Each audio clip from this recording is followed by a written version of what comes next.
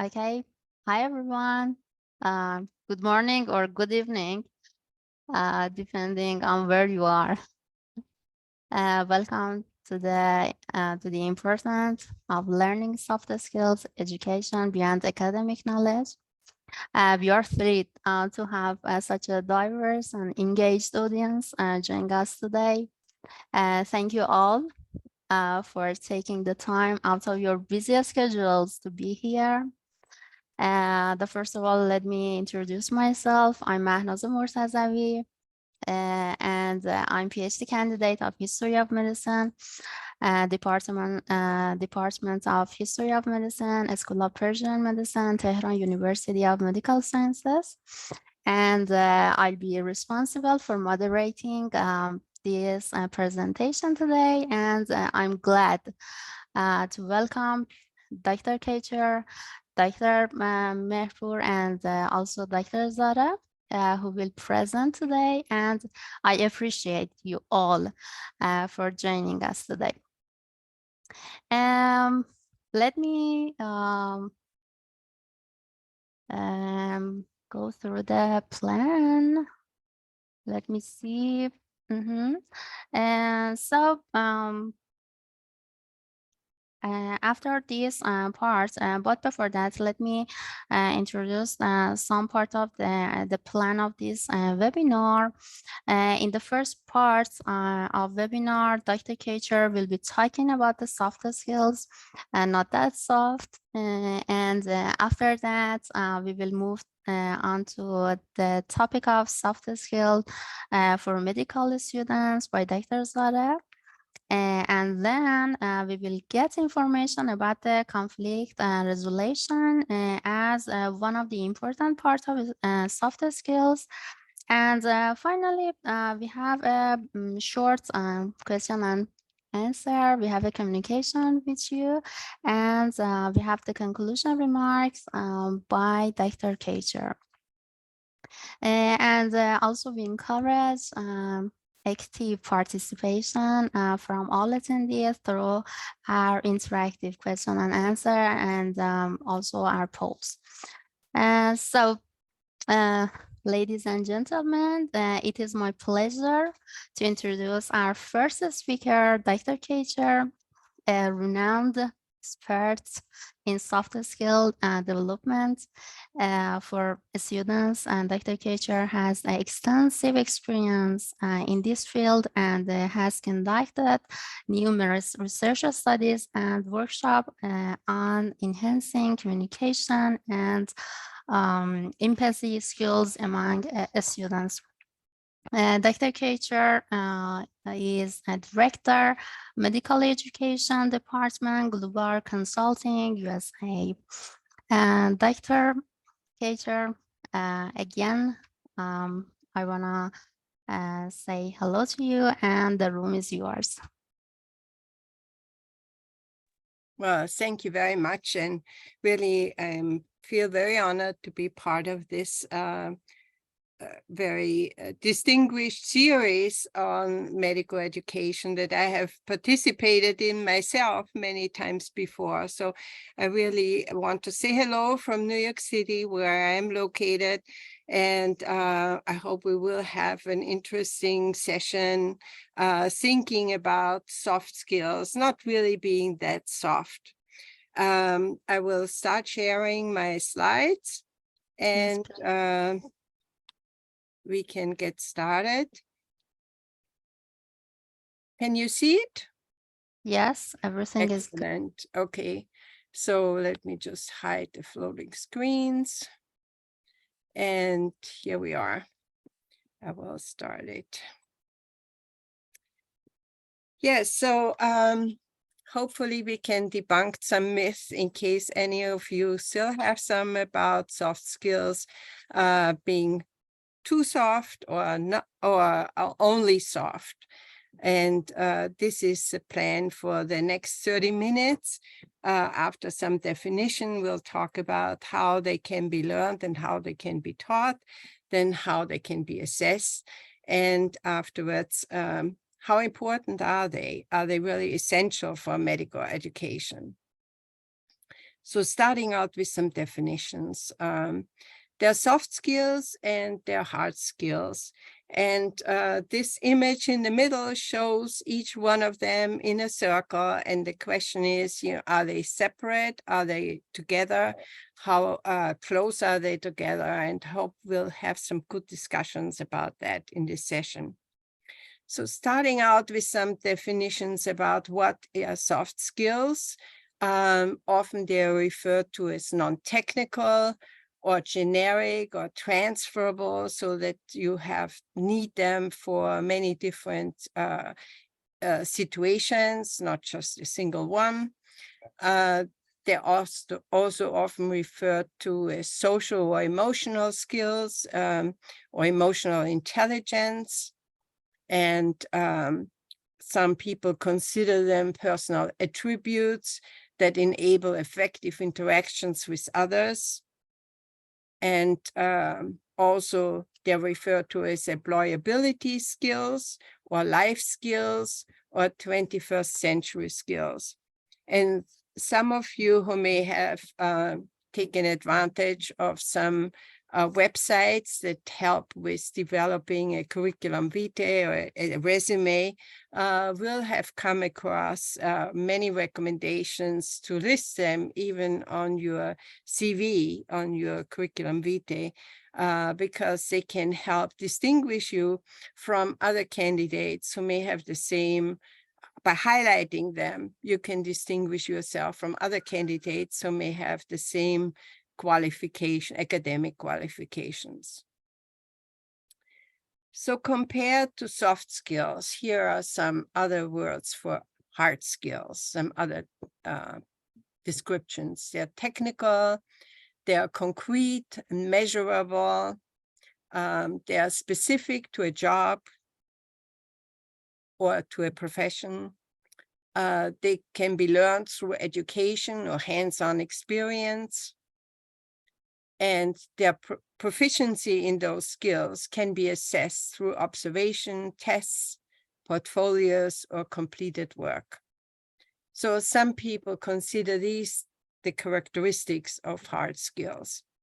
But I hope in this presentation I can show that they are also important characteristics of soft skills, which really make them not that soft. Starting out with some examples, I'd like to ask all of you to share some examples of what you consider soft skills. Please put them in the chat or unmute yourself and share it out loud. I hope that we get a lot of different responses as to what you consider soft skills. And since I can't see the chat, since I'm sharing my screen, Serena is going to, or somebody is going to help me read any chat messages. Okay, Shagrier, that communication. Yes. Zahra is teamwork. Mahia, does creativity count? Ask a question. Okay, the others. Collaboration, Negin said. Problem solving, Excellent.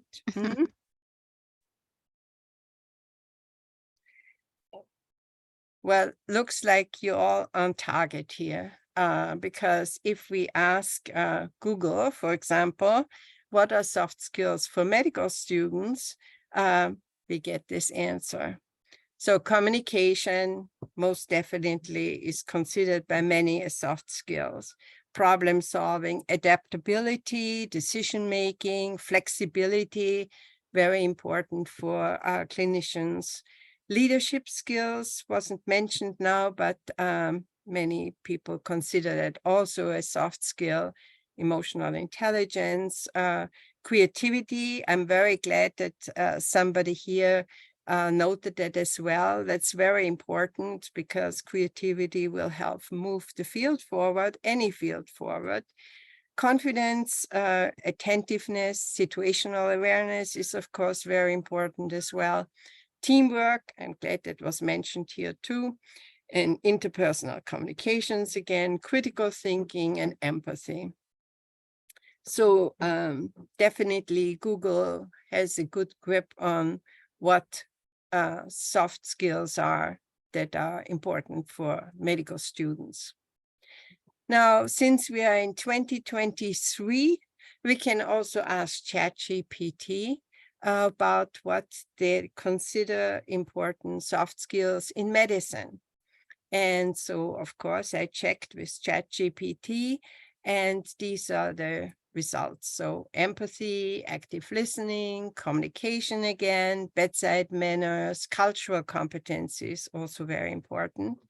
Teamwork, we had that as well. Problem solving, adaptability, stress management, also wellness is considered by many as a soft skill, and that's important, definitely for every field, but also for healthcare professionals. Ethical judgment, time management is critical for everyone. I'm sure you all know that, and I know it too. It's tough sometimes, but very important to manage the limited amount of time we have to do all the things we want or need to do. Patient advocacy, professionalism is another one, and leadership. So again, there seems to be a very clear understanding of what soft skills are. And if we think about some of the accreditation agencies, like this one, for example, the Accreditation Council for Graduate Medical Education, that's in the US, the agency that accredits residency programs, and they have developed some core competencies. Every program needs to demonstrate that they can teach, and that they are teaching and assessing these core competencies that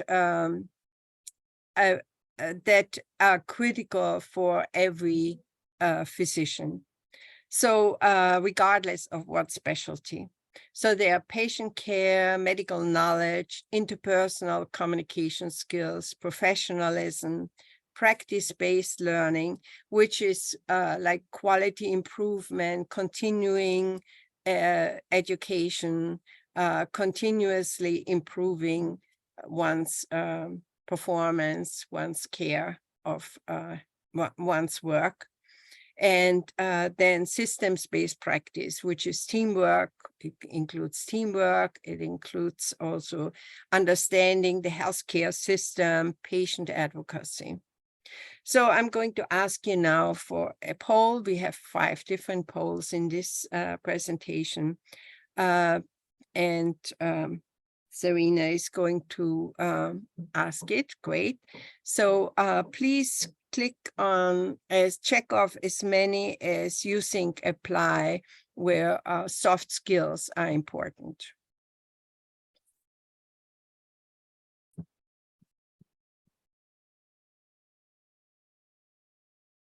Okay.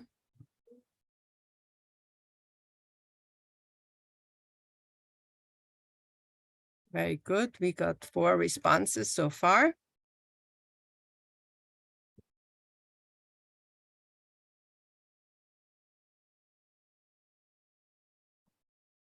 Okay.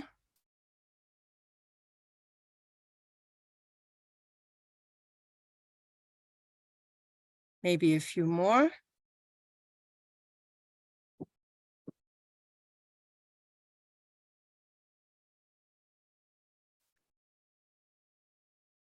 All right. So it's interesting to see that considering the poll here, and can you all see it? Yes, we can see Okay, it. great. So because I have to share the results, can you share the results?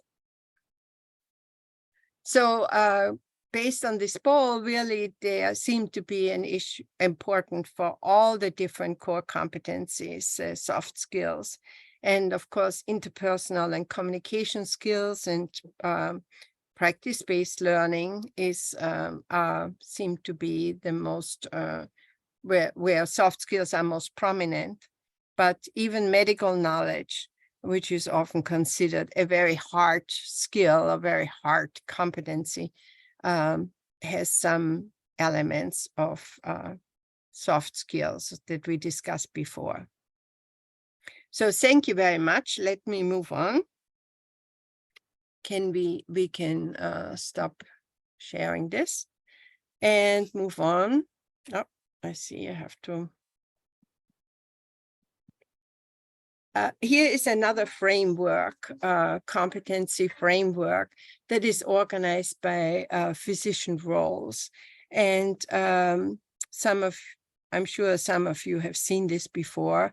It's the Canadian CanMEDS physician roles framework that has been also now in existence for quite a few decades and underwent several revisions. But what's important here is that there's a medical expert in the middle. Oh, sorry. And around it are the various skills that we just discussed as being, to a large part, soft skills. So this model has been adopted really worldwide, but it has also undergone some discussion and criticism.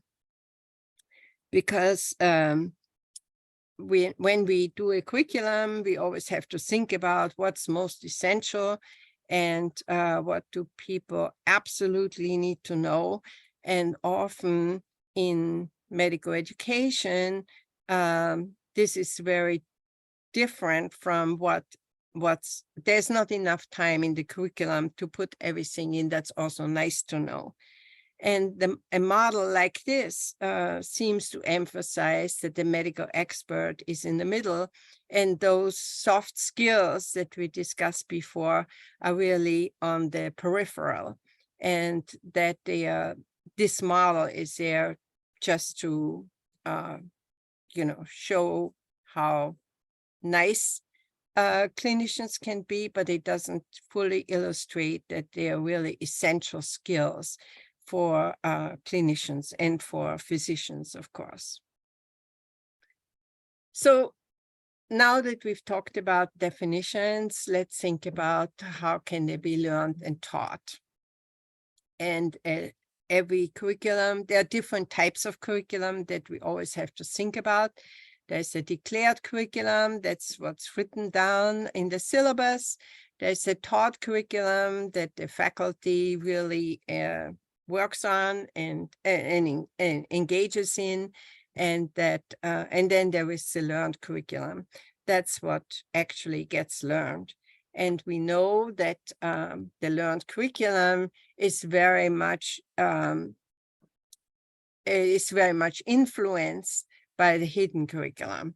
And the hidden curriculum are all those subliminal messages that learners get about what's important, what needs to be taught, what needs to be learned. Often they are determined by what is being examined. We know that the assessment drives the curriculum and drives the learning. It's also the general culture in the institution and the role modeling that often transmits what needs to be learned, and that's what learners then take away from their education. So here are two examples, projects that I have been involved in that I think demonstrate that soft skills can be taught effectively. Here is a project I did quite some time ago that I was involved in about communication skills training on medical student performance. It was a project that involved 3 medical schools in the Northeast of the United States. And these 3 different schools developed different curricula or comprehensive curricula that focused on communication skills in the 3rd year. So that's the clerkship year of the training. So different clerkships develop different programs to enhance communication skills. And at the beginning and at the end of this year of that cohort where this was implemented, there was a pre and post OSCE, 10-station communication skills OSCE. And we also had some historical controls. So before the changes were made, the previous cohort was also assessed with the same pre and post OSCE. And I assume you all know what an OSCE is, right? Objective Structured Clinical Exam, a multi-station exam. And this was the result. So as you can see, the different schools, A, B, and C, had a different starting point in terms of the historical controls, but they all improved different ways, which is interesting. But definitely, I think it shows that with some training, one can improve communication skills, which are a soft skill, but very critical for any clinician. Here's another project that I've been involved in, and it focused on professionalism and communication skills as well. This was done in surgery, in a surgical residency program, and in New York City. Actually, it was just one residency program. And it consisted of a 6-session seminar that included video triggers, role play, self-awareness exercises, discussion. And again, we had a pre and post OSCE that addressed these soft skills before and after this intervention, the seminar series. And here's the result.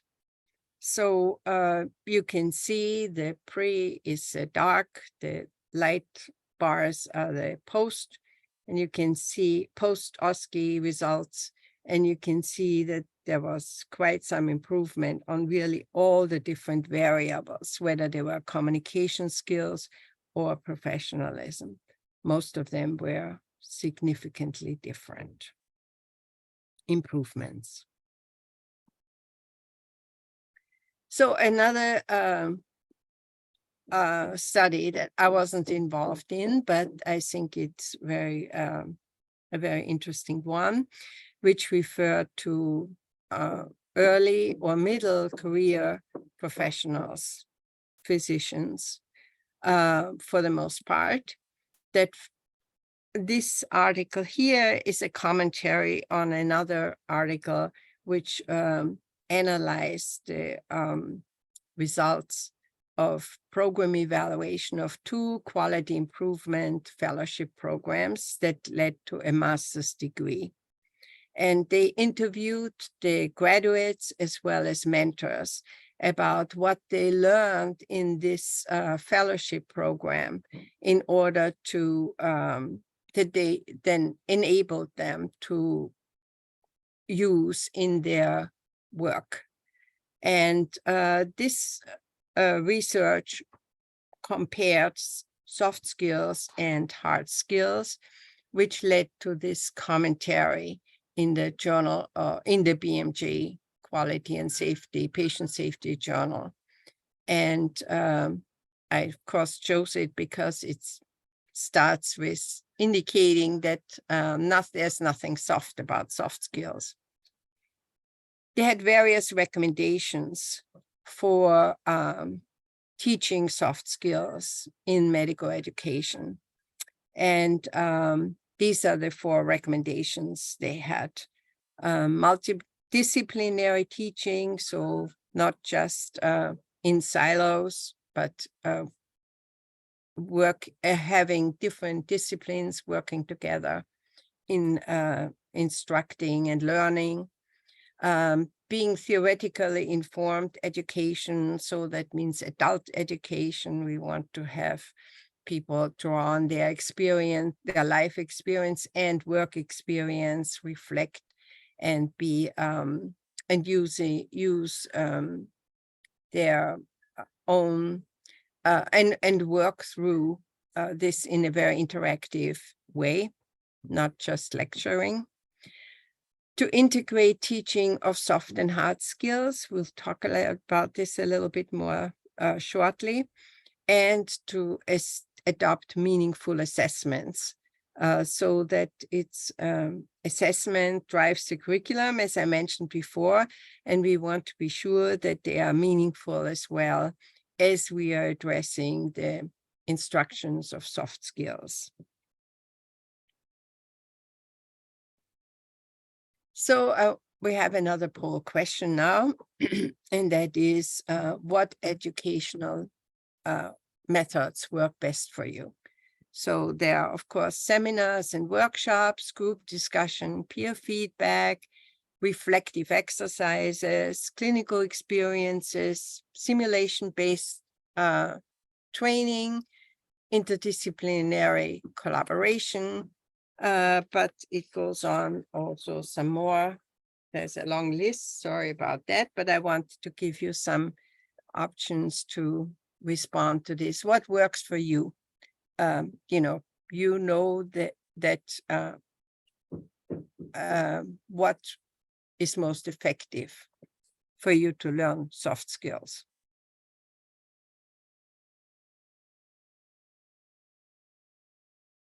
So pick the 3 most helpful.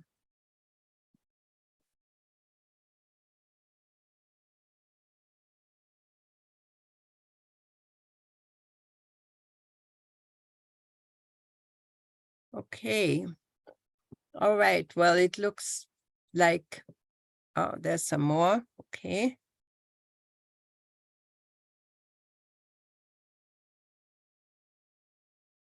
Well, it's very interesting. The group discussion and peer feedback are very important in developing soft skills. There's actually some research being done about that for students that by having peer feedback in small groups, that they can actually improve grades.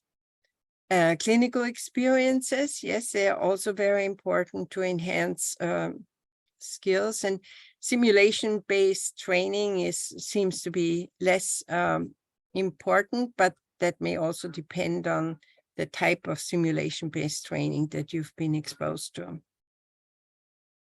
All right, and role modeling and mentorship is also up there. Okay, well, thank you very much. And let me move on to the next step. Okay,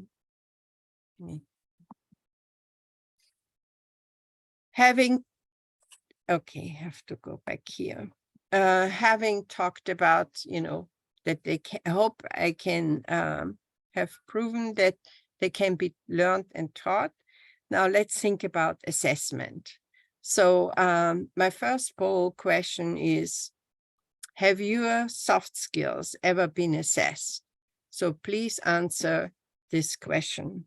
Pick the one that's most appropriate.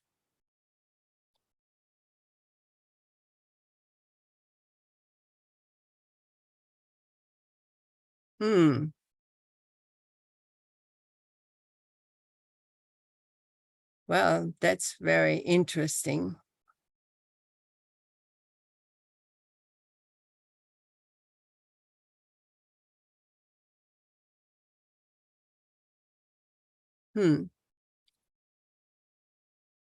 So it looks like the majority of you are really not sure or don't think that they have ever been assessed.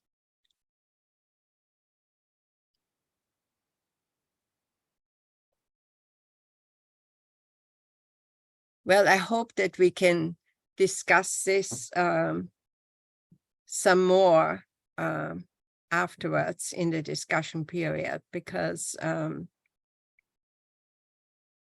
it may be that they have been assessed, but not formally. Maybe we need to distinguish between formal and informal assessment, because we always form some opinions about people's ability to communicate, for example, or people's professionalism. And it may not be said openly, or there may not be a grade attached to it, but there's certainly a lot of judgments going on also related to soft skills. Thank you. Maybe we can move on to the next one. So I realize that many of you are not sure or don't think that they have been assessed, but if the institution, if the program was to assess your soft skills in a more official way, which ones of these assessment methods do you feel would be most accurate and fair? Again, we have a poll. So is it self-assessment, peer assessment, faculty assessment, multi-source or 360-degree evaluations, simulation-based assessment like the OSCEs, project-based assessments. We have also some others, pulling down portfolios, longitudinal assessments, so not just one snapshot of an encounter or of a experience, but over a period of time. Which ones would be most accurate and most fair?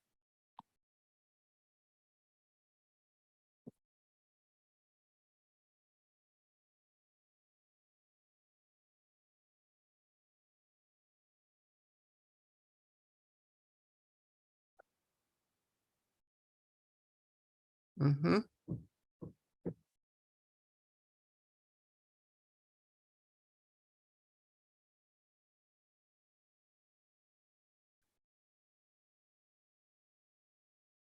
Any more other opinions?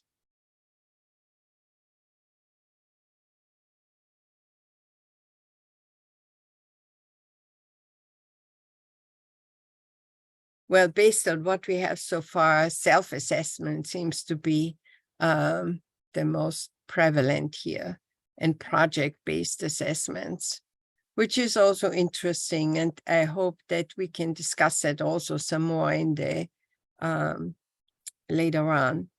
Because obviously assessments are important, and we need to figure out good ways to address soft skills as well in a fair and accurate way. All right, so thank you very much. Maybe we can close the poll and move on to the next slide. So I hope I demonstrated already that they can be learned, they can be taught, and they can be assessed. And now what is important? How important are they for medical education? Well, here is an article that I want to share that was put together by a group from Canada, and they are arguing that soft skills can actually save lives. So what they did is they did a literature review to find hard evidence that soft skills can have a direct impact on patient mortality, morbidity, readmission rate, compliance, and other important clinical outcomes. And they put together a kit of 30 examples from slides, 30 slides that show examples from high-impact clinical studies in order to help convince some clinicians and maybe also some educators that soft skills are essential for health professions education. So I'm going to show you 3 examples of that. One of them was the implementation of a medical team training program in an operating room. And they were able to demonstrate in the study that the annual mortality was went down 18% as opposed to a control group before of 7%. So definitely team training is important, and that we know that includes a lot of different skills, including the issue of being able to negotiate, which I think our other presenter is going to talk about. So definitely team training is important and can save lives. Another one was physician empathy, and they researched metabolic complications in diabetic patients, and they found that physicians who were rated for expressing a high level of empathy had a 41% lesser rate of complications in diabetic patients. So another way to demonstrate how soft skills can be important are important in healthcare.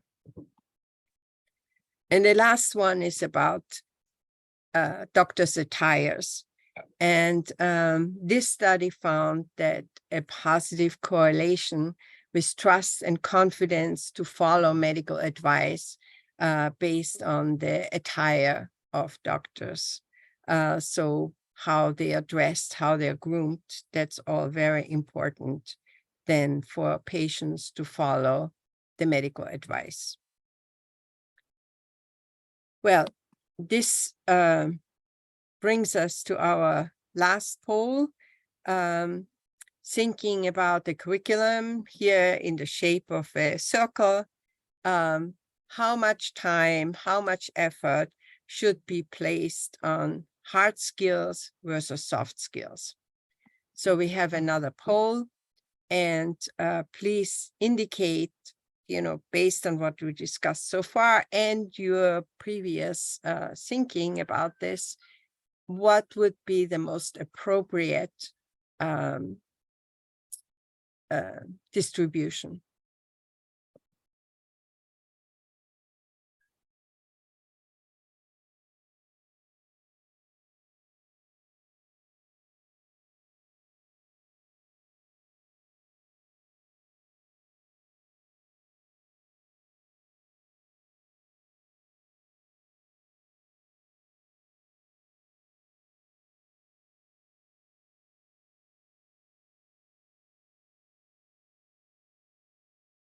Okay.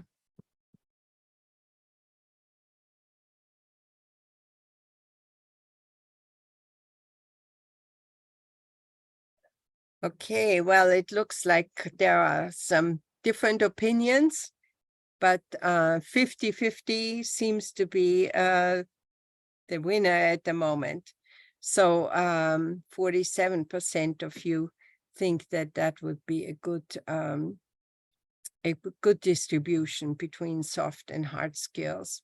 So this is important information for medical educators and faculty and people who are putting together the training programs that are important for undergraduate, graduate, and continuing professional development.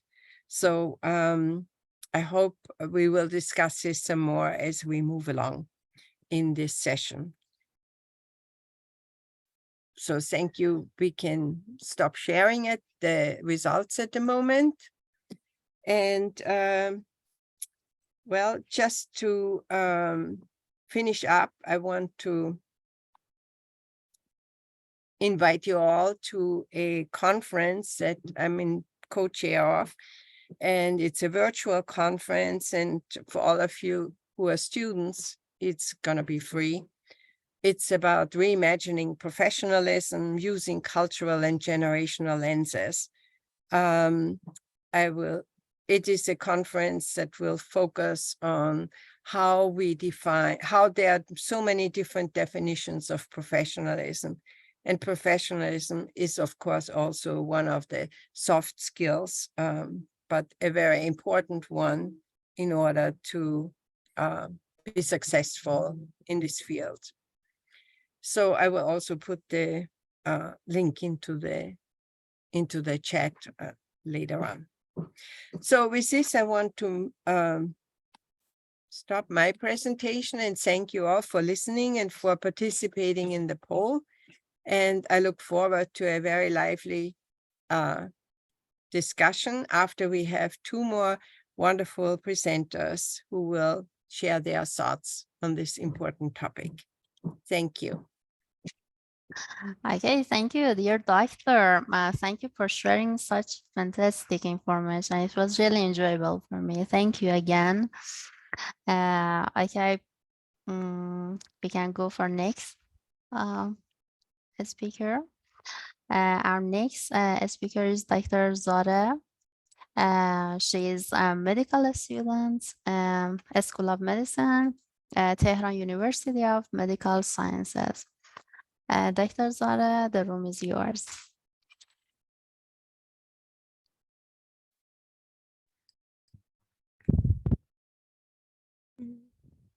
Hi, everyone.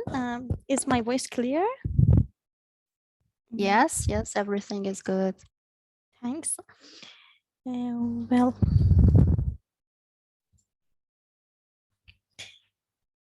hi, everyone. First of all, I want to thank Professor Kacher for her informative webinar lecture, and I use a lot, and it was kind of my pleasure to be here and listen to your lecture. Thanks a lot for accepting our invitation.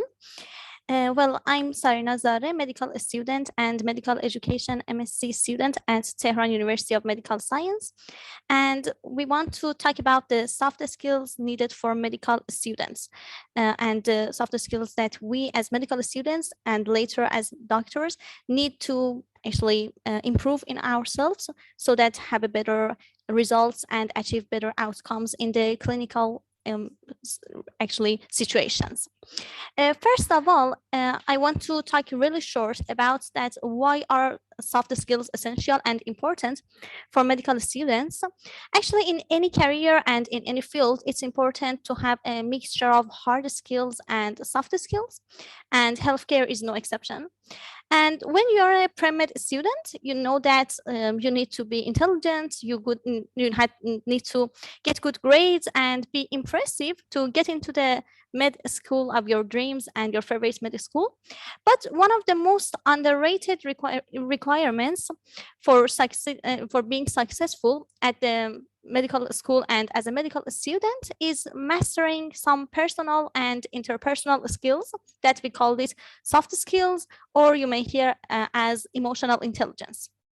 These skills are the actually personal attributes that you use to influence and enhance the way you communicate and relate to your patients, relate to your colleagues, and also your peers. And soft skills can impact your career prospects, your job performance, and other activities in your life, and actually can enhance the quality of your life and your performance in your career, for example, as a medical student and as a doctor. And also, especially nowadays, employees are looking for soft skills in addition to other qualifications for employ someone for a position. And in many professions, including healthcare, your soft skills can help you to enhance and improve in your field, even more than the technical skills and the hard skills. And in healthcare, there are some certain soft skills for doctors that help them better serve their patients and can make an awkward and an uncomfortable situation easier and better. And we want to about skills, soft skills that we need to improve in ourselves as medical students and as doctors, so we can reach better outcomes and better care outcomes in our patients. And actually, it's better to improve them from the student position so that we can have good time to improve them, to work on them. As we can see, it's skills and we need to learn them and improve them in ourselves. And actually it should affect in our life, in our communications, in our behaviors, and so on. So it's important to have good time on them and put effort on them so we achieve a good result. And actually you and us as medical students or as doctors or healthcare staff, whatever, it doesn't matter that how skilled or smart you are at the end of the day and at the end of your work. Actually, if you cannot establish a good rapport with your people, with the people you work with them, and if you can't interact with a daily with other peoples on a daily basis, patient going can be compromised. And also patients are more loyal to the doctor who they feel that he or she listens to them and cares for their actually health. So we want to go on to talk about some important soft skills for medical students. Actually, these soft skills are important for everyone and every student and also every person, but some of them is much more important in medical students because medical students has some specific situations. For example, somehow actually a workload, a huge workload, different to other disciplines. So some of these skills that we want to talk about is more important in medical students than other actually disciplines. The first one that we want to talk about is leadership. Actually, leadership is a necessary soft skill for everyone, not just medical students. And we can't ignore the importance of leadership. When you have a good leadership skill and when you can lead a team and a group better, you are more trustworthy, you are more likable as a doctor, as a peer, and as a boss. And as a doctor, you will be in charge of other people, whether you are in the head of the care team or you are running your own practice. And when you become a better leader, you can enrich your med school application and actually your life in general. And also you as a head of a team, a care team, to ensure everyone is giving their best and doing their best, it's important that you should be able actually to give your team the encourage and their actually motivation that they need and the support that they need so that they put their actually 100% on the work and they go on the work better. And you have to make a democratic and a coaching situation and atmosphere so that people encourage to discuss, to give feedbacks, and you can get better your work as you go on. And this team that you are leading maybe include the nurses, maybe include other medical staffs or everyone in the team. And if when you involve the team members more in the discussions, in the actually making decisions and things so on, the more they feel like a part of your team, and so we can get better results. And I want to recommend to you two books on this topic for leadership, as you can see in the slide. The first one is How to Win Friends and Influence People by Dale Carnegie. And the second one is The 7 Habits of Highly Effective People by Stephen Conway. That may help you to have better leadership skill. And also, as I mentioned before, this is some skills, so we have to work on them. For example, by some workshops we can improve them, and also we have to work and actually continue working on them to improve and get better results on them. The second skill we want to talk about it is communication skill. Actually, many medical students are unaware of the number of social interactions involved in being a doctor. You know that you as a doctor have to communicate with your patients, but also you have to communicate with other doctors, with the administrative staff, with the nurses, and the patient's family and friends. And you have to have good and great communication skills so that you get a good result and you don't face any problems or face lesser problems. For example, you need to listen to the patient and to everyone very carefully and very actively.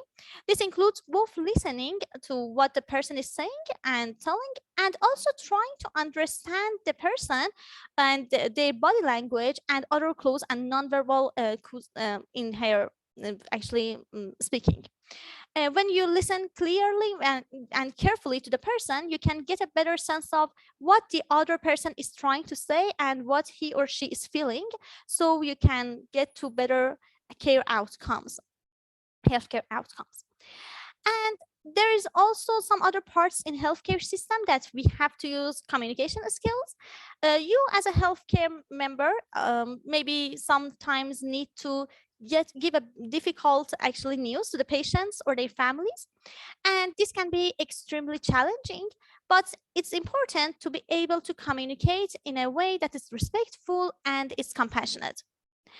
And also about the importance of communication skills, we can say that there are some strong positive relationships between a healthcare team member's communication skills and a patient's capacity to follow through medical recommendations, self-manage chronic medical conditions, and actually prevent the prevention notices that you tell them.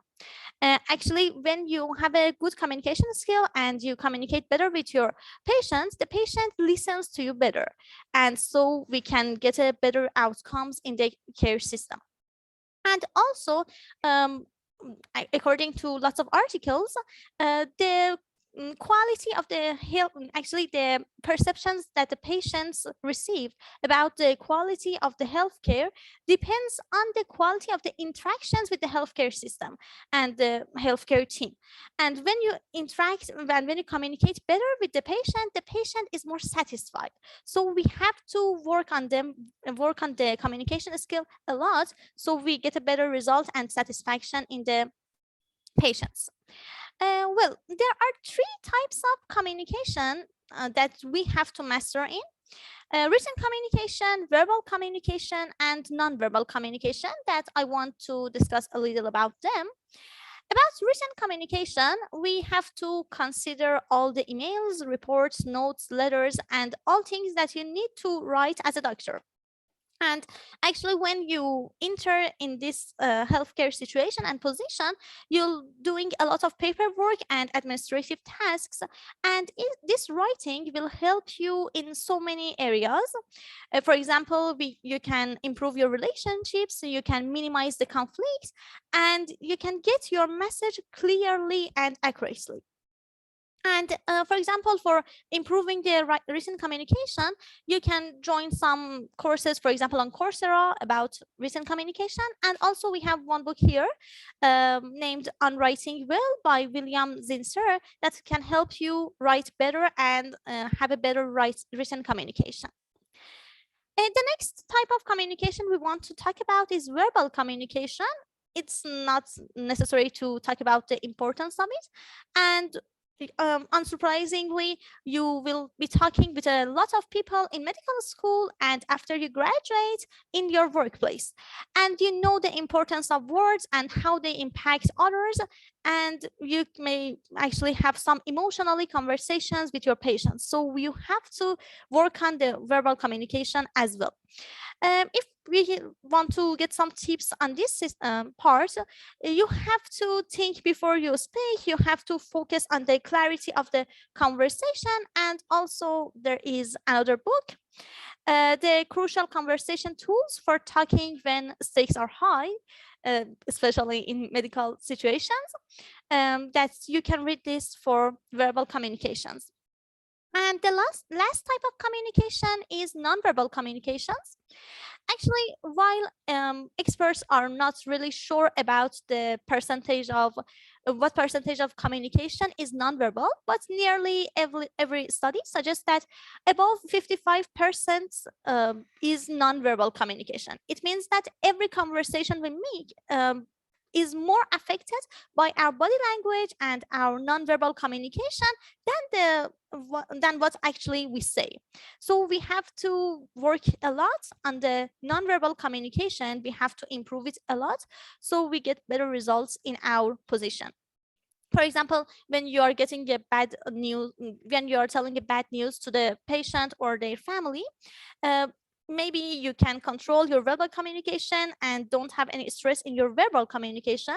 But if you can't control your body language, the patient will get the stress from you. And so we have to work on it a lot. And if we want to get some tips for nonverbal communication, one of the most important tips could be that when you talk, get a video from yourself and then watch the video. And by this watching and revising your actions and your body language, you can improve it as you go on. The next skill that we want to talk about it is empathy. Actually, all of the skills that I am talking about is very more deep and very more wide, and we will talk about each of these topics and each of these skills on further webinars. But now we want to have a outlook on the skills so that further we have more investigations on them. And the next one is empathy. Actually, developing compassion and empathy is a must for medical students. Empathy is a skill that can be used to build relationships with patients and also helps you understand your patient's perspective. Actually, empathy allows you to see the world from the patient's point of view, and it can help you better understand a patient needs and communicate with them effectively. And we can say that the golden rule of the empathy is that treat others how you want to be treated. And the only way you can figure out how you want to be treated is that you put yourself in the person's shoes. And on the other hand, actually, maybe you are an empathetic person by heart and you are a compassionate person, but you have to put and show this empathy in your actually application and in your work, and you have to show it. And here are some tips for increasing and improving empathy. First of all, you can volunteer with an organization that helps people that are less fortunate than you. And also you can become active in allyship for marginalized people. And you can read more fictions. It's somehow surprisingly that people who read more fiction are more empathetic than others people who don't read fiction. Because when you read stories, when you also watch movies, you can put yourself in other situations, in other positions, and in the shoes of that person. For example, in being happy, in being sad, in being patient, and so it can increase your empathy. The next one that we want to talk about it, the next actually skill that we want to talk about it is stress management. In healthcare systems, actually lives could be at stake, and that's a lot of pressure to have to handle. It can somehow actually take the students and also the healthcare persons, the doctors, at a high risk of burnout. And if they don't have proper stress management techniques, the burnout is really near. For this stress management, there are some techniques. Now we want to just mention some, and we don't want to get deeper. For example, listening to music, going some therapy sessions, meditation and yoga, exercising, enjoying a hobby, and actually be in the nature. And also time management help you to manage your stress, because lots of the stress is caused by the lack of time and the actually lack of time management that we have. So we have to talk about we have to improve the time management so the stress will reduce. And to avoid burnout, it's really important to manage our stress and control it. The next skill we want to talk about it is humility. Actually, humility is everything in medicine, especially when the patient's health is on the line. Well, prideful doctors simply don't succeed. They make mistakes, they're unliked, and they fail to connect with their patients. And in medical school, the emphasis is finding the right answer and getting the best score on the exams. But humility helps you become a better learner, because you are willing to admit that you're wrong, or for example, you're never afraid of asking other people for help. And as a doctor, it's often expected to know all the answers, and when you don't, you may feel that you're not good. But it's okay, and it's actually great to have the self-awareness to admit when you don't know something or when you made mistake. Actually, it's better to approach and actually it's better to ask for help, ask somebody to come and help you, other doctors and other physicians. It's better than going the wrong or unsure way away. And this getting help and actually admitting your mistake or admitting your unsureness about something will help to better outcomes, and also it build trust in the patients and also your team and your coworkers. And also for a tip for increasing humility, I want to recommend you this book, actually Daring Gracefully by Brain Brown. That's it will help you to increasing and knowing better and more about humility. The next item we want to talk about is teamwork. Actually, healthcare professions need to be able to work together in order to provide the best possible care for their patients. And this involves cooperation, communication, and coordination. And good teamwork requires trust and respect among team members. And actually, the healthcare professionals must be able to put the needs of the patient first and work together as a team to achieve the common goals.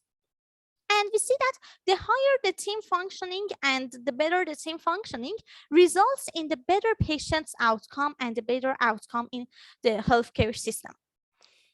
The next skill we want to talk about it, as I mentioned before, is time management, which is important both for the student and for the doctor. As a student, you have lots of work to do, lots of things to read, study, lots of actually seminars to join, webinars to join, and you have to manage your time and actually have some priorities so that you can manage your time better. And also as a doctor, it's really vital to have a good time management, because actually their lives are literally on the line, and it's even more important than other careers and other disciplines. And you have to actually put the priorities on your desk and so go on. Because healthcare professionals, they may be very busy, and it can sometimes even feel that there aren't enough hours in the day and we need some more hours in the day. And so we have to have a better time management. That there are very different techniques that we can talk about it in further webinars. The next one is problem solving. Actually, healthcare professionals need to solve problems, whether it's finding a solution for a difficult medical case or actually figuring out how to best accommodate to a patient's need.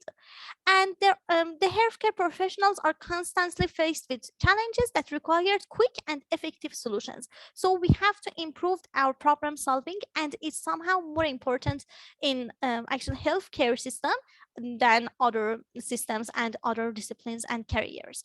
And the next one is critical thinking. It's really important in healthcare professionals that think critically about all decisions made to ensure the safety of patients. We in the healthcare system can't actually decide and can't make decisions by chance and randomly, and we have to think about all of our decisions and all of our actually problem solving is really critically, so that we can have better results and have better outcomes. The next skill we want to talk is strong work ethic. Actually, work ethic is a set of values based on hard work. As you see, it have many components. For example, professionalism, punctuality, attitude, and behavior, and lots of other components that it's really essential in a healthcare system and in medical students and in doctors. Actually, your work ethic is a set of values that you follow no matter what the situation is. It's things that you believe them and you follow them in every situation and in every circumstances. And as I mentioned, it's actually have many components like the items that you see in a slide. And actually, healthcare is a demanding field. The hours are long. For example, we have to stay at shifts. For example, you have to sometimes stay late. And no 2 days are the same in the healthcare system. because of this, a strong work ethic can help you to go a long way in actually in setting the expectations and nurturing the future of your team. And actually, this work ethic encourages you to find the drive to succeed, without which the career stop and stagnate. Well, the next skill we want to talk about is confidence in your skill. Because healthcare roles are patient-facing, it's important that you project confidence in your work. Actually, confidence is recognized as one of the most important and most influential factors to affect performance, and confidence resulted in higher score on patient evaluation. And this feeling confidence sets directly communication with patients and affects their experiences. This makes it easier for the patients to trust you and follow your recommendation, follow your treatment plan.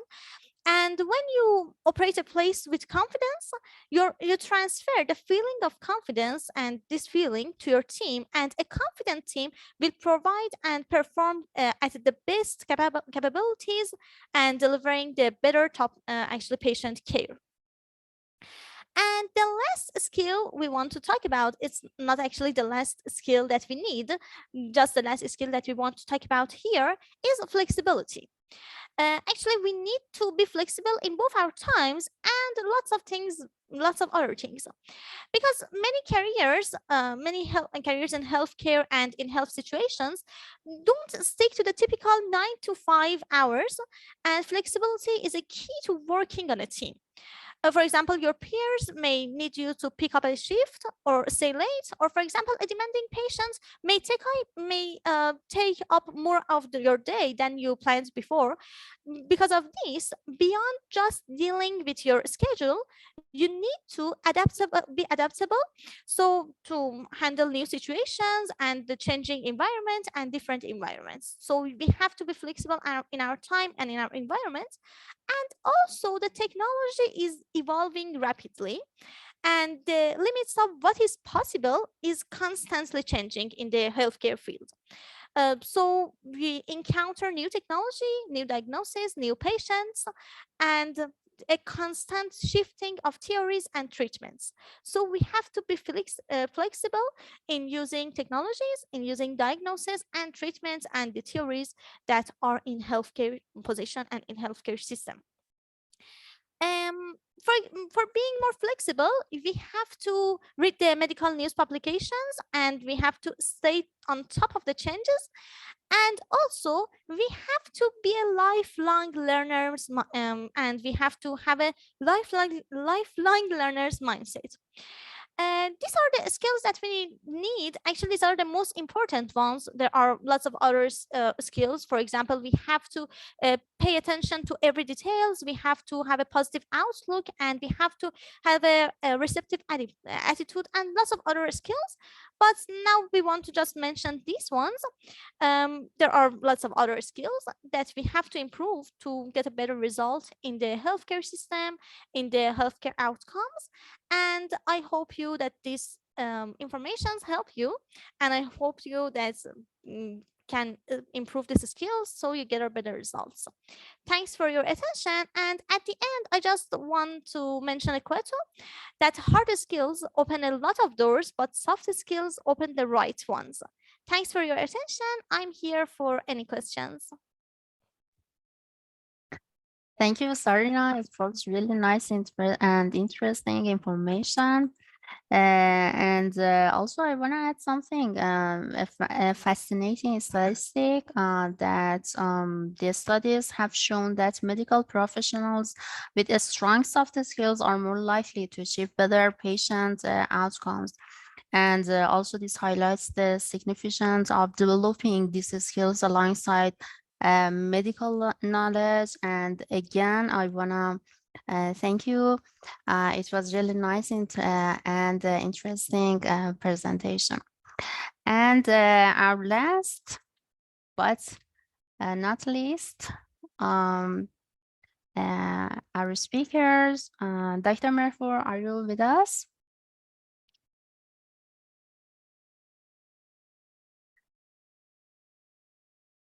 Yes, hello again. Welcome. And Dr. Mehbur is Associate Professor of Orthopedics, Department of Orthopedics, School of Medicine, Shayati Hospital, Center of Orthopedics, Transdisciplinary and Applied Research, Tehran University of Medical Sciences. Dr. Mehbur, we are waiting for your presentation. Oh, can you hear me? Yes, yes. Okay, thank you for your invitation.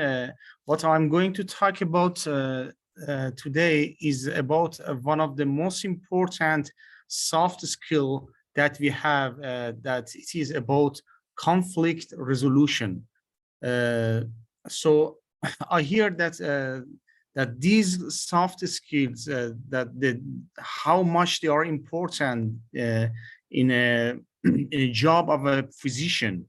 So one of the most important soft skill that every physician, every medical student, or anyone, I want to say anyone, not only physicians, have to learn is about how to resolve the conflicts.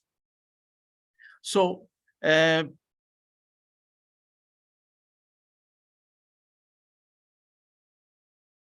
whether you work for a non-profit organization, a small family business, or a big company, whatever you do in your life, even if you work with at least one other person, it is safe to say that you may have disagreement and you may face difficulties at times. So conflicts is normal, natural, and nothing to fear. It is very important for everyone to know about it, that you will face conflict with your friend, with the person who you are working with in your life, with your family members, with your loved ones. So the most important thing is that how you are going to deal or solve the conflicts. Remember that conflicts may trigger strong emotions and can lead to hurt feelings, disappointments, and discomforts. And if it is handled in an unhealthy manner, it can cause irreparable resentments and breakups. One of the most important things is that conflicts exist. And one of the problems that some managers think that I am going to make a situation or an atmosphere that there is no conflicts. It is wrong. You cannot make an atmosphere that is free of any conflict. In any atmosphere that you work, there will be conflicts. So sometimes you see the managers who come to work and they want to change everybody. They want to change every staff to make an atmosphere without any conflict. It is not possible. You will face the problems, you will face the conflicts for sure. The thing that I'm going to talk about is how to face these conflicts. And sometimes this conflict is not much bad, nothing to fear of. Sometimes it helps. It helps your works, your personality, your future, if it is handled properly. In the early to mid 80s, the concept of conflict resolution was developed. It was initially designed to resolve conflicts in the workplace. But over the years, these theories were refined and implemented in a school setting. It is very interesting for me. Unfortunately, in Iran, we don't teach students, even in universities, even in the workplace, they don't know how properly manage conflicts. So, I mean, in the past 30 or 40 years, the conflict resolution styles are taught in the United States high schools, and they had very, very good results from teaching the students in schools about how to manage conflicts. And they found that there are less and less violence in high schools if the students know how to manage conflicts. So what I'm going to talk about now is about the 5 styles of conflict resolution. What I want you to learn is the variety of styles that we use to manage a conflict. The first style that I'm going to talk is the turtle style or avoidance. So look at this chart. We can be so assertive. Assertiveness means our words are our priority, or cooperative. It means we listen to other people. So in this chart, we have 5 styles of conflict resolution. The first style is avoiding. What does it mean, avoiding? It means if there is a conflict between 2 people, or with you or with another people, you don't go through this problem. For me, because I did some, I have some managerial experiments, it is very, very important sometimes to diplomatically sidestep or postpone discussion. Sometimes the problem is very trivial. It is not very much important. So don't go through it. Sidestep. Don't go through it. Avoid the problem. Sometimes it's very, very important. I have this experience very much. For example, 2 people came to me with a problem that was not related to me, or it was very, very trivial, or it could be handled other place. So I said, I'm not going through this problem. Or sometimes the atmosphere is very hot. Everybody's shouting. So don't go through this problem now. Just postpone it. Avoid it for now. Sometimes avoidance is very important, especially when the atmosphere is very hot, everybody's shouting. Sometimes it is better to avoid. And when the heat is coming down, you can go through the problem. But it is not always a good strategy. I mean, you cannot always say that hope is my strategy. No. Sometimes hope is not a good strategy, but avoidance is a very important style of conflict resolution. The second style that I'm going to talk about is the teddy bear strategy or style. Its accommodation is here. It means you give in during a conflict. It means you surrender.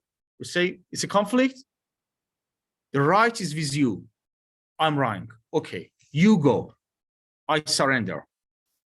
Sometimes it's very important. For example, when you understand that you are wrong and the other party is right, so accept it. Accept it that he's right. Okay, you are right. You are right. Or sometimes,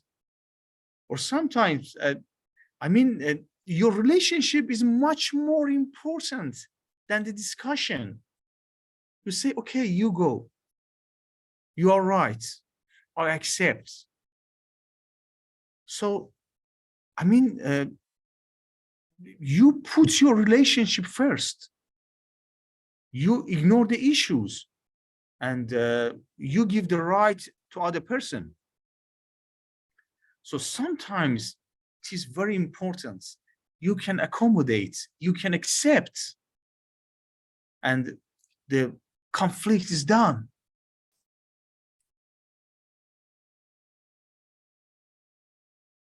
So the third style that I'm going to talk is about competing. It is exactly opposite to accommodation.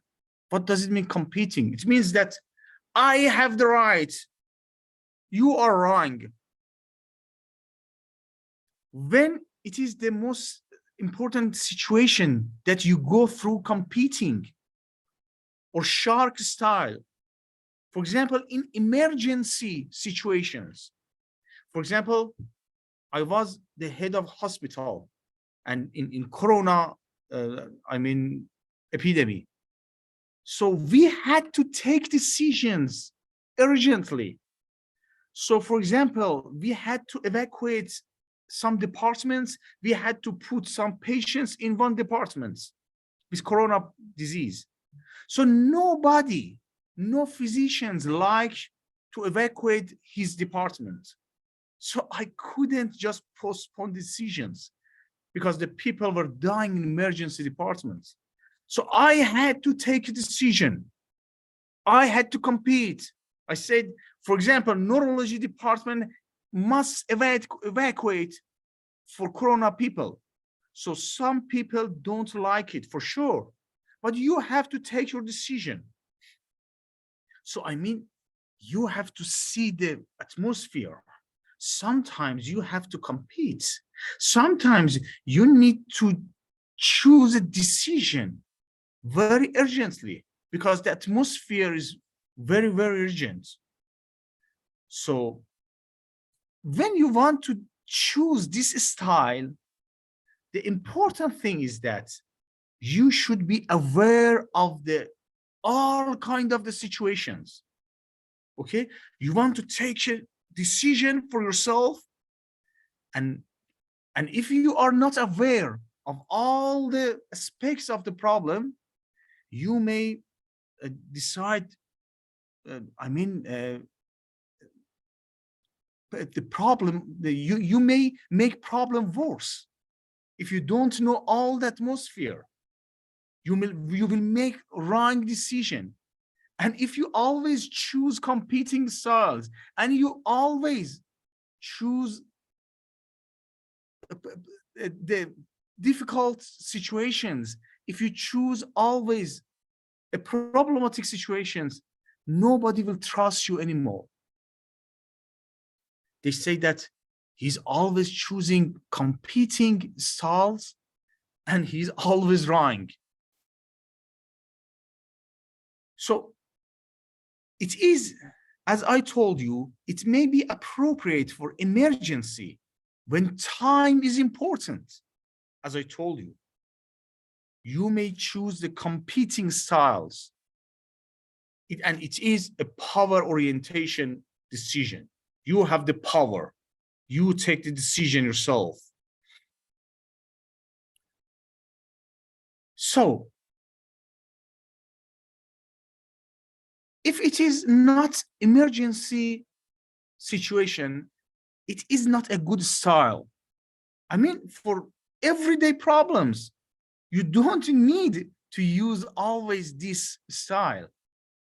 It may make your friendship or relationship worse, or it will damage your relationship if you always choose this style. The other style is very important. It is compromising. What does it mean, compromising? It is, you see, it is in the middle of our chart. It is very important, compromising. It means you are in the middle of the assertiveness and in the middle of cooperating. What does it mean? It means when you want to find fast, mutually acceptable solutions, that the conflict is partially satisfied both parties. So there is a problem with you and your friend, or your party and other party, your country and other country, and the problem cannot be solved completely. There is big problem, history of problems. with your department and other departments. A big history of problem that it is not that cannot be settled down now, but it is a problem. So you can choose a solution that partially satisfy both sides. So both sides are not very happy with the decision, but it is a solution. It is called a lose-lose approach. This is very interesting to know. Compromise is a lose-lose approach. It means an appropriate temporary solution. It is an easy way to get out of the problem. It is compromise. But remember, the concept of this being a lose-lose situation sometimes be confusing for you. Is lose-lose. It means that basically no one is going to get exactly what they want, but everyone benefits in some way. It is compromising. It is the most important way of conflict resolution, because to be honest, with my experience, that there are a lot of times that we cannot settle completely the problem. So we will choose an intermediate solution that everyone benefits somehow, but everyone is not completely satisfied. So everyone loses a little and everyone benefits a little. So it is compromise. And remember that this compromise will break sometime. So you do a compromise, but in 1 month or 2 years or 5 years, it will be broken. For example, a new head of department comes and he say, no, I don't agree this compromise, or you don't want, so there will be another conflict. So you will go for another compromise. So it is a temporary solution, but this temporary solution sometimes is very, very important. But the best way of conflict resolution is collaboration here. It means the complete assertiveness and cooperation. It means that you have to take a lot of time. I mean collaboration is not easy. You have to put a lot of time. It is called a win-win outcome. All the ideas coming, there will be a lot of sessions. Everybody say their problems. Everybody sit down. There may be a lot of sessions to reach a very good solution. It is collaboration. It requires time and effort from both parties. It is very good. It is the best way of conflict resolution.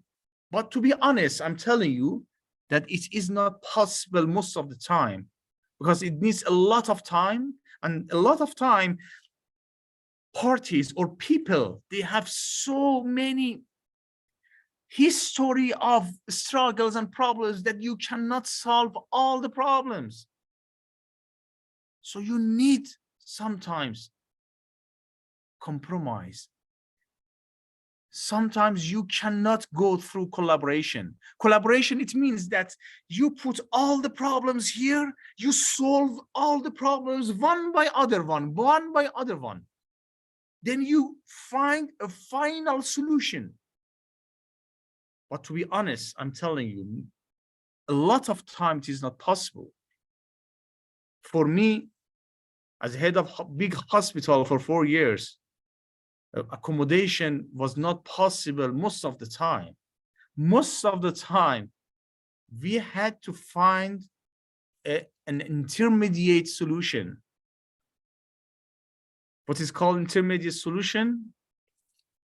It is, as I told you, compromise. So sometimes you need to collaborate. I mean, You do a lot of compromise. I mean, intermediate solution, then another conflict, then another compromise, then another conflict, then another compromise. So when it happens a lot of time, you need to go through a collaboration. So for example, you see, okay, let's sit down, let's get all the problems together, let's have a lot of sessions to reach a good solution. It is collaboration. That is not always possible. So collaboration, it is a win-win, and compromise is a lose-lose. I want you to understand the concept behind lose-lose and win-win. As I told you, collaboration requires time and effort from both parties. So,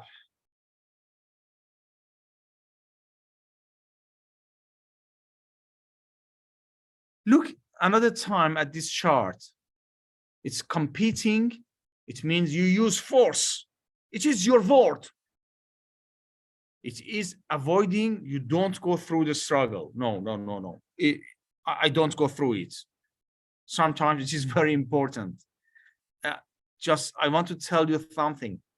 Sometimes by mistake, you go through a problem, and it makes you a big problem for you.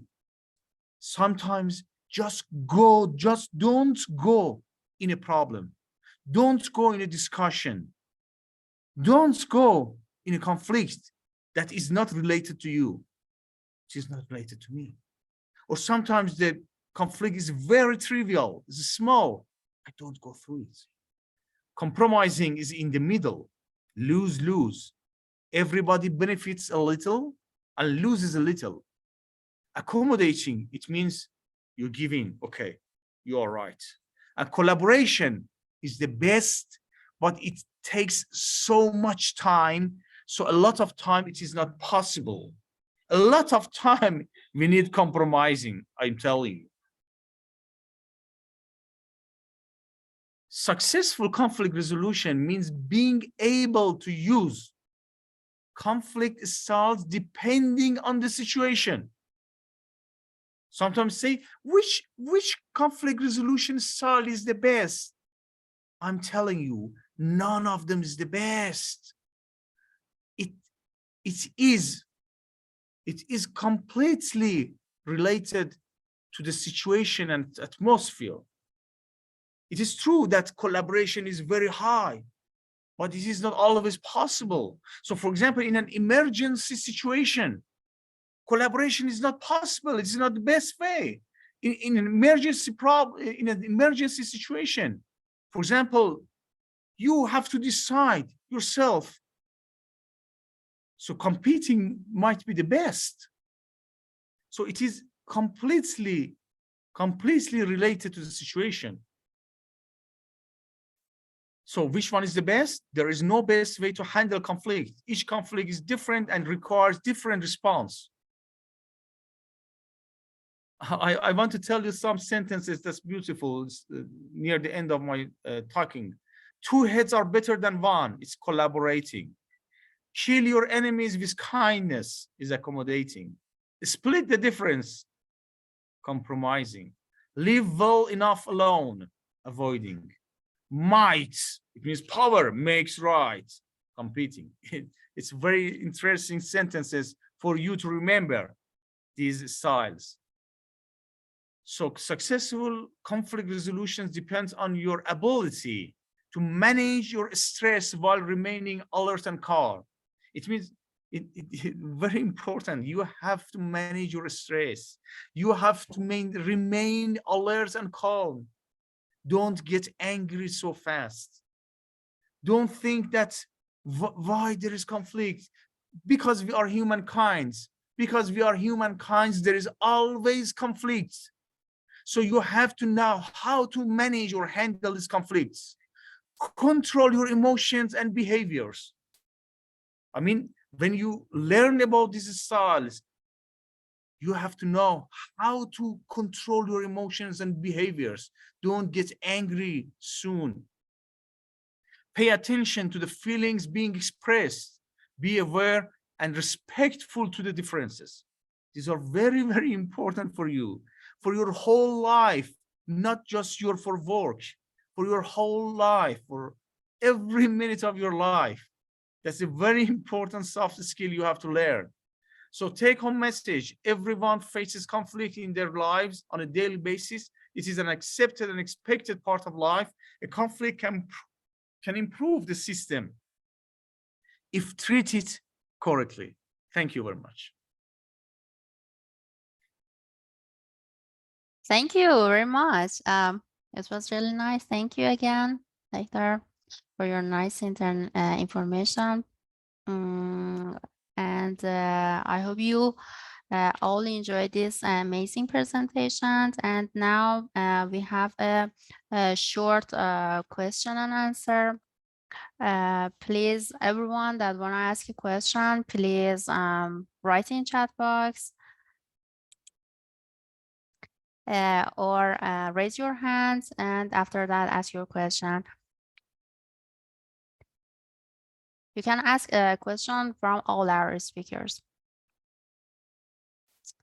Thank you all.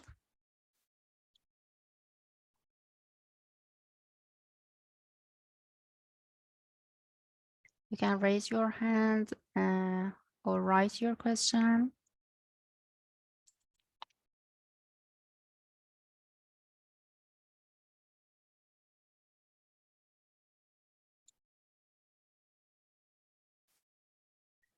Any questions? It means all this presentation, it was clear and they were nice for all. Thank you a lot. And also we have a conclusion remarks that I want to ask Dr. Kacher to help us to have this part. And after that, you can ask your question again if you have. And after this part, I want to ask all our speakers and all people that they want to turn on their webcam, and we can take a photo together. Okay, Dr. Kacher, we are waiting for you. I just put in the link for the conference in case someone is interested. But I must say, I'm so impressed with these past two presentations. I think they were really excellent and giving me so much food for thought. I have to confess that when I was listening to Serena highlighting so many different competencies, so many different skills, soft skills that are so essential to every work, it made me feel quite overwhelmed. And I was thinking about how can we as educators sort this out and help learners become accomplished in all of them, because they're all clearly very essential to every physician work, to really most types of work that are dealing with other people. So I was glad that I heard Dr. Marbour's talk as well, because I think he provided an opportunity to have a framework of how one of those skills can be organized and can be can be understood better. And so my next thought as a medical educator is, so how can we practice it? How can we how can the skill be enhanced for every learner, and how can it be assessed, of course, as well? Really, it has been a very helpful for me to listen to those two speakers. And I think, you know, we need to, well, maybe take things step by step, but together we need to work on making this an important part of every medical curriculum, regardless of what training level. And we need to work on that together. So we don't have any, not just cognitive overload, but also soft skills overload. We have to be careful not to get overwhelmed. We have to find strategies to understand it and to help people develop it. Again, thank you. We have a question in chat box. Mahia asked about would you please introduce more useful books to improve these kinds of soft skills? Any our speakers can answer, and also Dr. Kater, you first, please. Well, there are many books. There are many soft skills, so there are many books, and I think Serena did a great job with sharing many of them. I think it's an ongoing task to learn. Nobody can say that they are fully accomplished in all the soft skills that are out there, but we need to keep working on it. I'm curious what my other colleagues are thinking. Yes, very good. Dr. Merkur, do you have any suggestion? I mean, as my colleagues say, that there are a lot of books and resources for soft skills. I cannot say just the name of one book, but I mean, these are the skills that should be taught and learned in a whole life. I mean, for example, stress management. I mean, a lot of soft skills. I mean, leadership. I mean, conflict resolution. It should be started from the high school, and it should be taught from the schools and the universities, and after universities in the workplace. And so, I mean, the thing that I want to tell you is just to read books, study a lot, not just your lessons, not just your medical books. Okay, so I mean, you should sometimes have a taste of philosophy, a little philosophy, and a little psychology books. And I mean, so a lot of resources exist for you to, I mean, improve. There are a lot of classes, a lot of workshops. So it is a matter of time. For me, I have to learn a lot for me. So I have to understand that exactly what is my problem now. For example, I have a resident who gets angry a lot.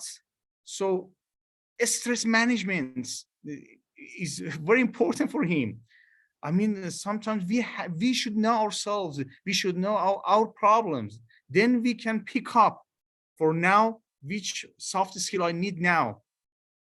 Thank you. Thank you. And also, Shagir asked about the book dealing with conflicts. That's Dr. answers you. And Dr. Zara, do you have any suggestion for books? I saw some books in your presentation. Okay, please tell us again.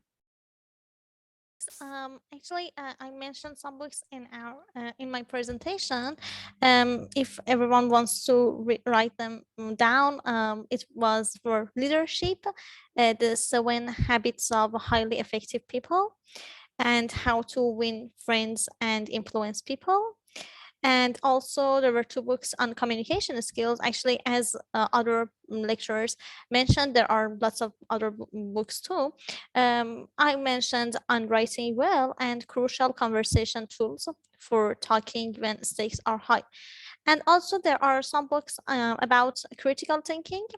I don't remember the full actually name now, but I think that it's somehow critical thinking for medical students, something like this, that we have it in Persian too.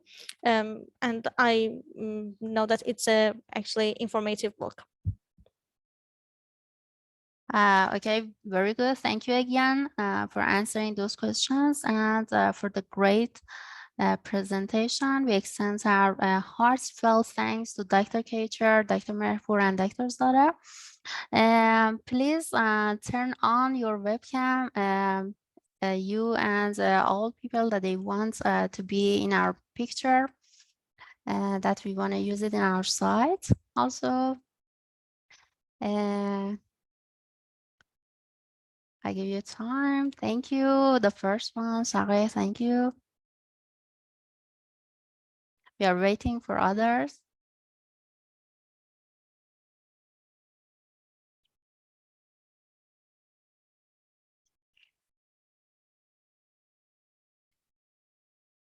Nobody? Okay, thank you again. And also I want to add something that we also encourage all participants to provide feedback on this webinar, either through the post-webinar survey or by reaching out to us via email. Your feedback is really valuable to help us to improve our future events. Thank you once again to all participants for your active engagement and thoughtful questions. And we should remember the journey of learning and developing soft skills is a lifelong one. So let's continue to grow together. And we are waiting for you. Oh, sorry, my webcam was on. We are waiting for our next webinars. Thank you again for our speakers. Have fun and bye-bye.